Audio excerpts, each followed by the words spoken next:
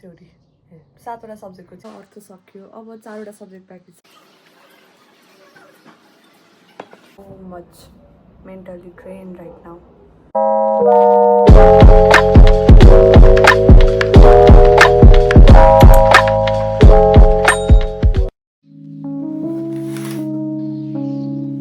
Good morning everyone. I am Nikita Gewali, final year medical student at Patan Academy of Health Sciences Nepal अनि भोलि चाहिँ हाम्रो pre board सुरु भइरहेको छ. So we have 24 hours before pre-boards and I'm going to show you all that how the 24 hours before my exam goes. So let's go.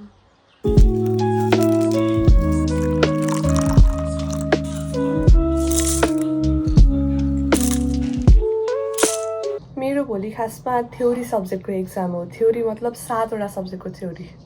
7वटा सब्जेक्टको theory. Surgery, त्यसमध्ये मैले रिभाइज गरेर चाहिँ पिडिया भ्याएको छु हिजो अनि त्यसपछि गाइनेको आधा भ्याएको छु अनि सिएचएस अलिअलि भ्याएको छु. त्यसबाहेक चाहिँ मेरो सबै सब्जेक्ट बाँकी छ. अब अहिले सुरु गर्छु. हेरौँ कतिखेर के सकिन्छ. I will update you all. मेरो टार्गेट चाहिँ आज 13 घन्टा पढ्ने हो किनभने त्योभन्दा बढी मसँग टाइमै छैन. अहिले ठ्याक्कै 6:25 भयो. सुरु गर्छु म. कतिखेर सकिँदो रहेछ let's see.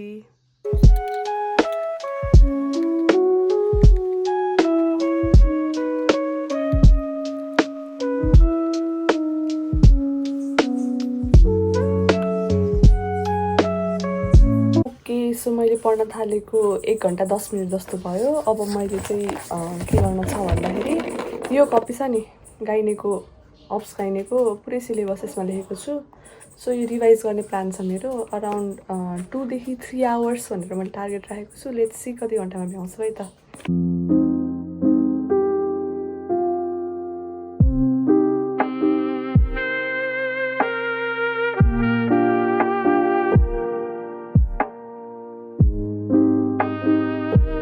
Okay the update is ठ्याक्कै 10 बज्यो. मैले खाना खाएँ अनि त्यसपछि अब अझै गाइने पढ्दैछु. बल्ल हाफभन्दा अलिकति कम सकेको छ. अब 2 घन्टा जतिमा भ्याउने चाहिँ मेरो टार्गेट हो. Let's go. हेलो अहिले ठ्याक्कै 12 बज्न आँट्यो अनि मलाई लास्टै निद्रा लाग्यो. म सक्दिनँ योभन्दा धेरै पढ्न. त्यही भएर म क्विक पावर न्याप लिएर उठ्छु है त. 12 बज्न आँटेछ. 15-20 मिनट सुतेर उठेँ. अब चाहिँ गाइने नभ्याएसम्म उठ्दै उठ्दिनँ है त. 1 सिटिङमा गाइने भ्याउन खोज्छु.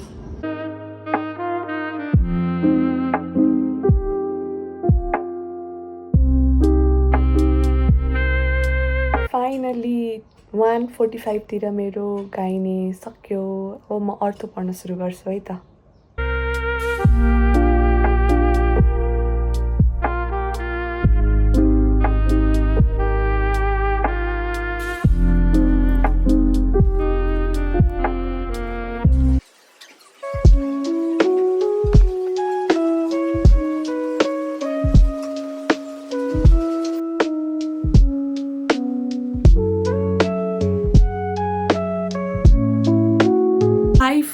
भइसक्यो. बल्ल बल्ल अर्थ सक्यो. अब 4वटा सब्जेक्ट बाँकी छ. सिएचएस, जिपी अनि त्यसपछि सर्जरी र मेडिसिन. 4वटा सब्जेक्ट मैले रिसेन्टली पढेको छु. त्यही भएर धेरै टाइम नलाग्ला अनि होप गरौँ.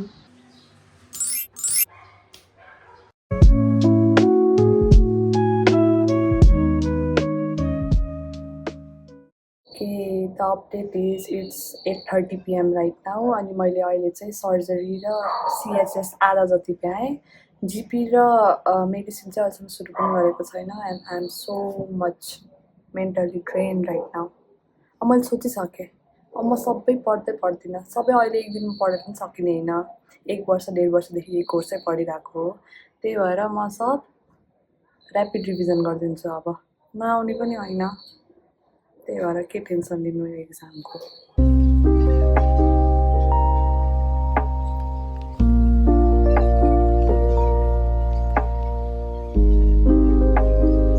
Hello and good morning everyone. So today is the exam day अनि अहिले करेन्टली 4:45 AM भएको छ.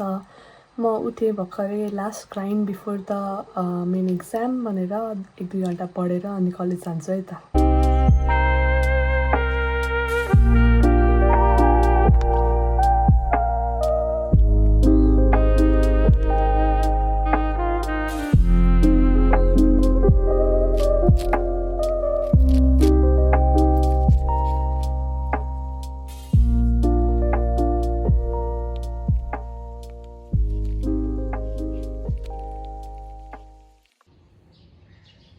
हेलो एभ्रिवान, सो फाइनली मेरो थ्योरी एक्जाम सक्यो। आज त लास्टै लामो एक्जाम थियो, 3 hours 45 minutes MCQ अनि त्यसपछि 2-3 hours PBQ थियो। अनि क्वेसन वाज अल्सो टफ, पहिलाको कस्तो सजिलो चाहिँ थिएन, जस्तो तसो भएर गरेँ, जस पास भइन्छ त्यति भएपछि भइहाल्यो, अब फाइनल दिन पाइहालिन्छ। अनि अब त थ्योरी चाहिँ सक्यो, तर मेरो असली रियल एक्जाम जसको लागि मलाई एकदम धेरै डर लाग्छ, प्र्याक्टिकल एक्जाम चाहिँ फाइनली पर्सिबाट सुरु हुँदैछ। त्यसको लागि पढ्न छ, फ्रेस हुन्छु, एकछिन रेस्ट गर्छु, निद्रा पुगेको छैन, एकछिन सुतेर उठ्छु अनि पढ्न थाल्छु। If you have watch my video till here then thank you so much for watching, that means a lot to me. अनि अझै यस्तो भिडियोहरू मेरो जर्नी अगाडिको कसरी पढ्छु के गर्छु भनेर हेर्न छ भने please like and subscribe to my channel. Thank you, by.